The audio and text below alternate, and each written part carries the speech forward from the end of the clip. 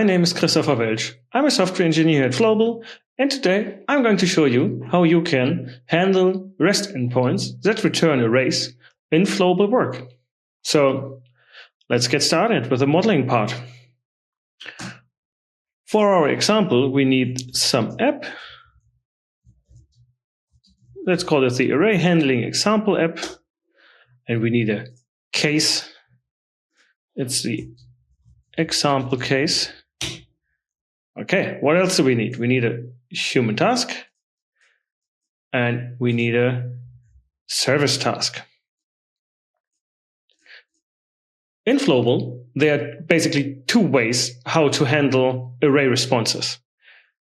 We will start with the first one, that is the fetch full response.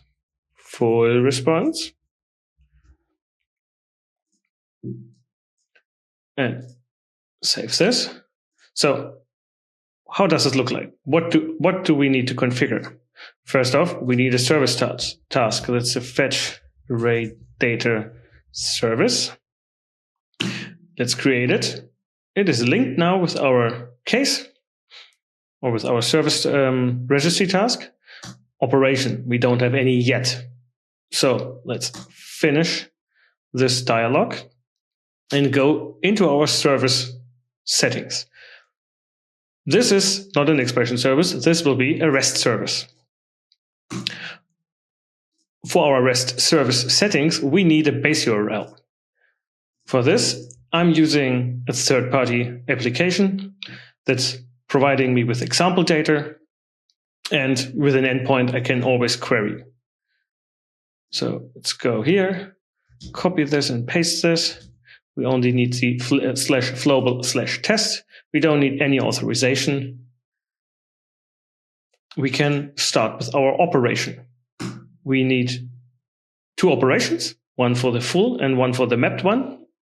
But let's start with the full response operation. Its type is search. For the REST configuration, this one needs to be a GET, and our endpoint is, or our URL is /testa. Authorization is default. Output path and account path, we don't really care. Custom headers, we also don't want to send custom headers. Input. In our example, we don't need it. This endpoint just returns always the same data. We cannot provide any input parameters. So let's skip it. Output parameters. Like I said, we want to store the full response. How are we going to do this? We will select the source, and instead of default, we will select the full response body. And the type, our example here is a JSON array. So we select, of course, JSON. It's not a string, we will select JSON. Cautious. Well, we need to be cautious here. We can also choose array. However, array in this case is meant for endpoints that return data that cannot be mapped or cannot be mapped into JSON objects. For example, an endpoint that returns an array of strings, an array of integers. So that's why we stick in our use case, or in our case now, we stick with the JSON type. We don't need to set a null value or missing value. We can just go on and save this output parameter. But I also want to create, well, on this, I want to store the status code. So let's do this. Let's store the status code. It is by default, this is a long. So save it. And let's save this, and go back to our case. We need to configure our operation now for our service registry task. So let's click on operation, select our full response operation. We don't really care about handles. We don't handle status codes and failed status codes. We don't have input parameters, but we have output parameters.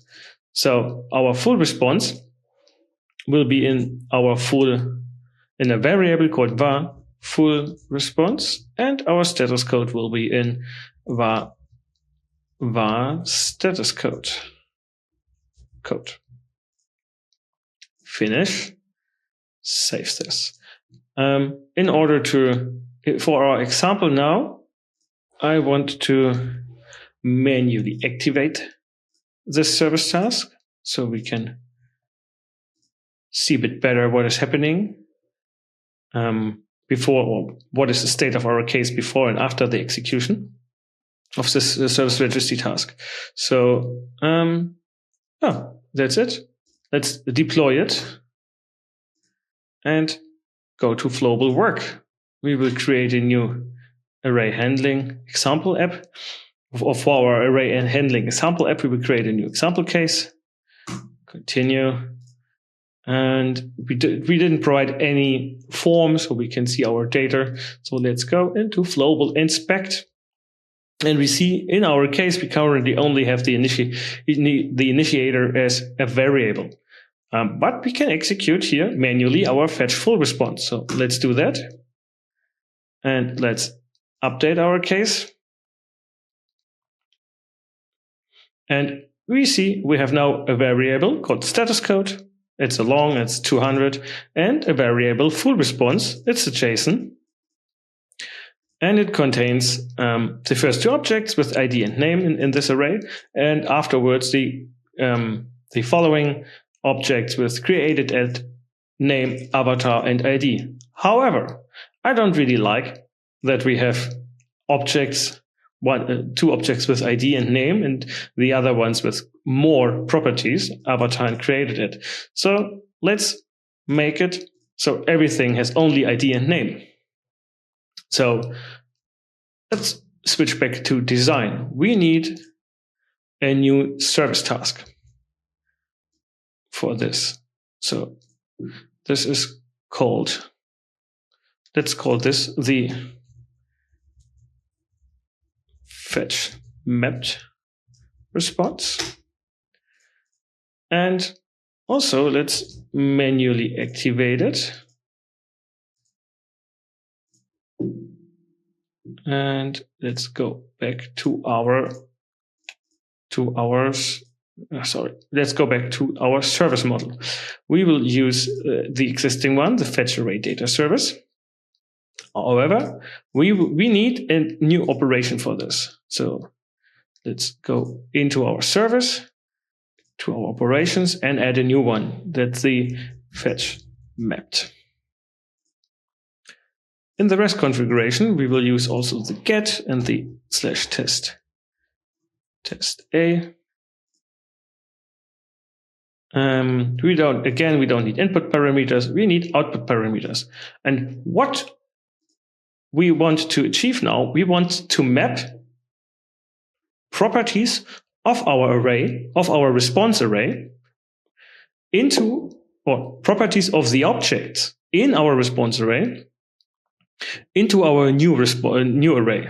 And to achieve this, we just need to provide the ID as an output parameter, and we need to provide the name as an output parameter. And that's it. Let's save this, save it here, and go back to our case. Now we need to set our operation to fetched mapped. Again, we don't care about the handle status codes and the failed status codes. Again, no input parameters and the output parameters. We don't need to map it to our case because those are now mapped into the result array. So we can leave it as it is. And the only thing we need to do, we need to define where in our case we want to store the mapped array. So we need to set the output variable, and we call this the var mapped response.